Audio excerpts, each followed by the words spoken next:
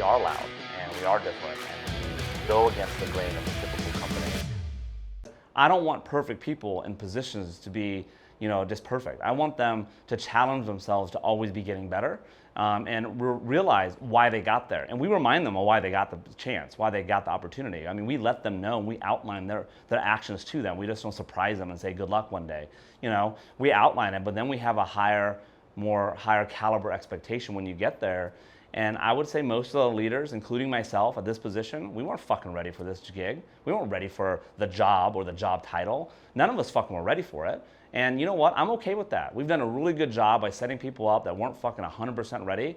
But that's a prime example of not looking past someone because they don't have a long resume or they maybe that person went to college, this person doesn't. That's why I don't look at fucking resumes. I want to get to know that individual and I want their actions to show me, are they a person that I could put in our bubble, in our court, that I can trust and we can trust as an organization to go out there, take risks, fuck up quick, fail quick, and also be able to start getting to know their people and adapting according to others around them. And then that's when they start having a chance to be ready to be in another position.